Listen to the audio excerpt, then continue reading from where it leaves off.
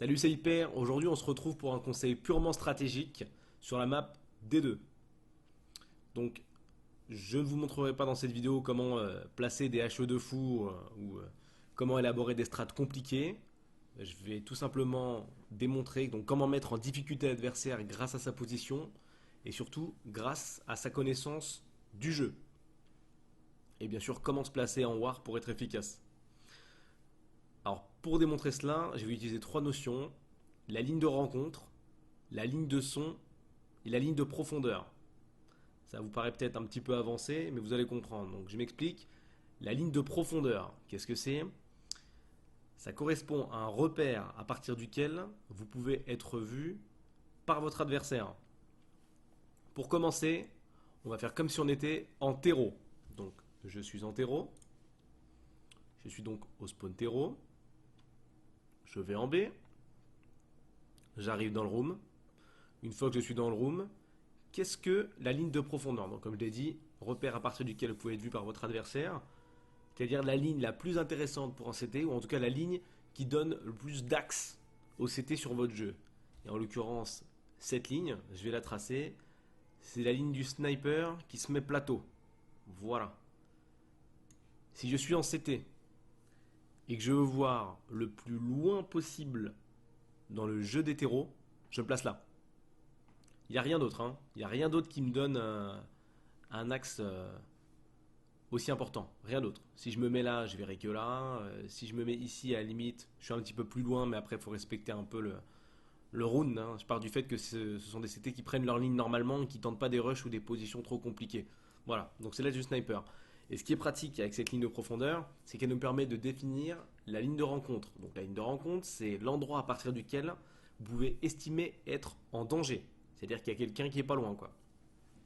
Donc c'est cette ligne de rencontre qui est, comment dire, floue pour pas mal de joueurs.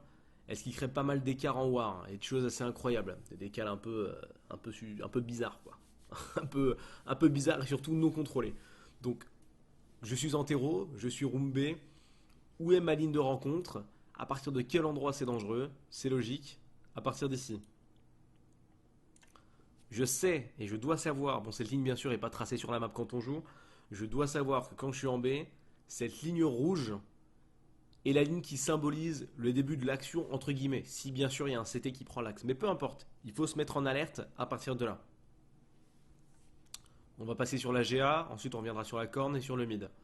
En GA, je choisis donc, enfin je montre juste la ligne de profondeur des CT. À chaque fois je vais prendre l'exemple d'un sniper exprès. Hein.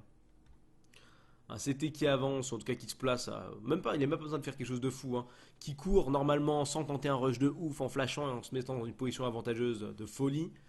Un CT qui prend une ligne classique et assez profonde, il peut se mettre là, tout simplement. Bing. Voilà ma ligne de profondeur. Et derrière, ma ligne de danger, donc qui se trace logiquement à cet endroit-là. À partir de là, c'est dangereux. En sachant quand même que les CT, bon après c'est pas toutes les wars, mais aiment bien jeter des HE dans cette zone parce que c'est une cuvette. Mais je peux pas les prendre en compte sinon je vais vraiment saturer le schéma. Donc on va rester simple. On y va pour la corniche. Un CT qui se place en corniche à une position simple, on va le mettre escacorne. Donc là, il prend ici. C'est une position vraiment classique, hein, parce qu'elle permet d'avoir un petit endroit pour se cacher en cas de besoin. Effectivement, le CT pourrait s'exposer et se mettre là, hein, bien sûr, mais bon. Plus communément, et là on va rester vraiment très simple et très classique, le CT va se mettre là. Là, ça reste un peu particulier, puisque le CT, souvent, est amené à décaler un peu sur le côté, ce qui fait qu'il allonge un peu son champ de vision et que parfois il peut arriver fond corne. S'il se décale même encore un peu plus, il peut arriver là. Donc on va dire qu'ici, notre zone de rencontre, elle est plus loin. Hein. Elle est plus loin que là, quoi. Elle est plus loin que prévu. Ou même plus proche, pardon, plus proche de quelqu'un qui arrive corne, elle est ici. Donc à partir de là, je fais attention. Maintenant, on va s'attaquer à une zone un petit peu plus compliquée, puisqu'elle est plus vaste.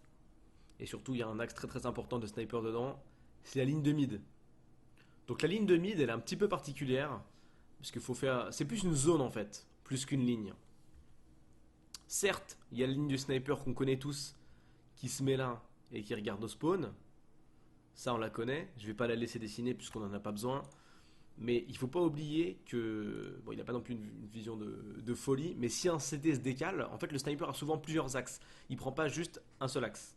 Donc, on va partir du fait que le CT joue sur cet endroit-là et qu'il se déplace. S'il se déplace, il peut donc, dans le même round, prendre cette zone-là, à peu près. Il faudrait qu'il se déplace un petit peu plus, mais il peut prendre cette zone-là, à cet axe-là, et cet axe-là. Et tout ce qu'il y a au milieu. Et toutes les lignes entrent. Pareil, je ne vais pas les dessiner, sinon ça va saturer le schéma. Donc ça veut dire que quand j'arrive en terreau, même si ça peut paraître bizarre, ma ligne de rencontre, elle commence ici. Mais elle commence pas ici avec toute ma tête.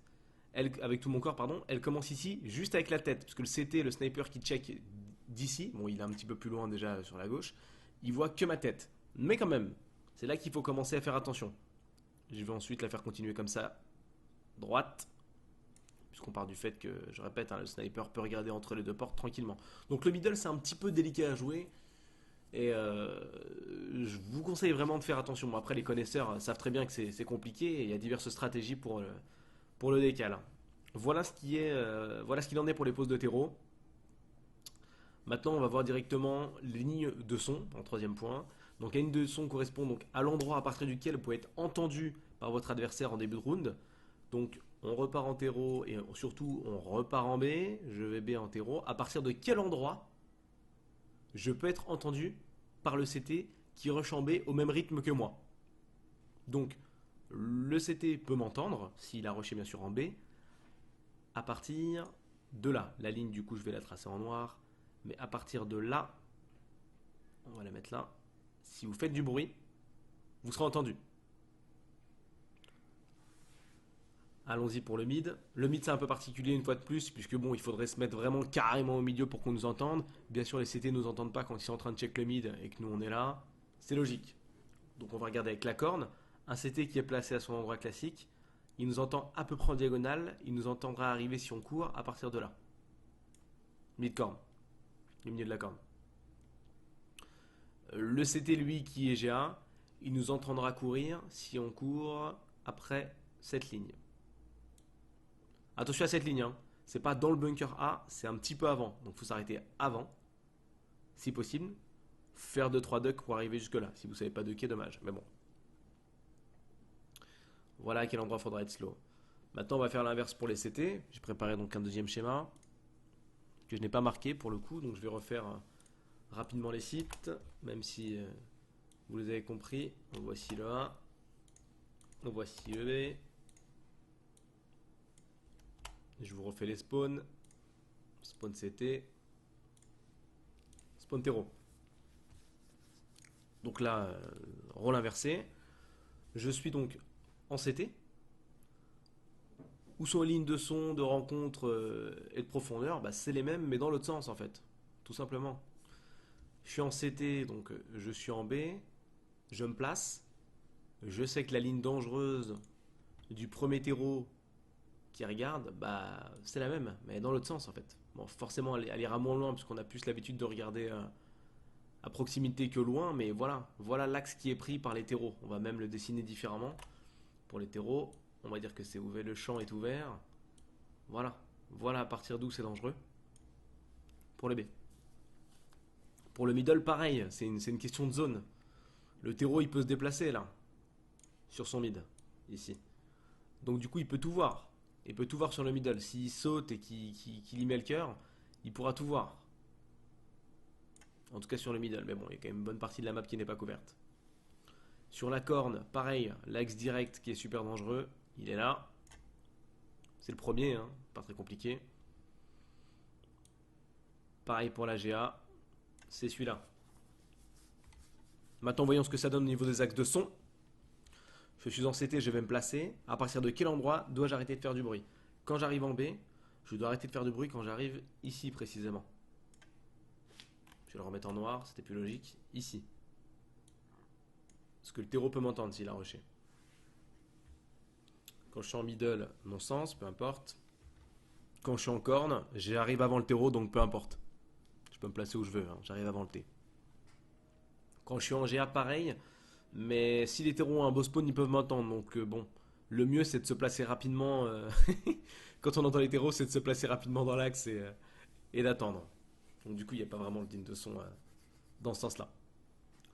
Voilà, c'était hyper pour le côté stratégique de cette map-là. On en fera d'autres. Si vous avez des questions, n'hésitez pas à les poser. Salut!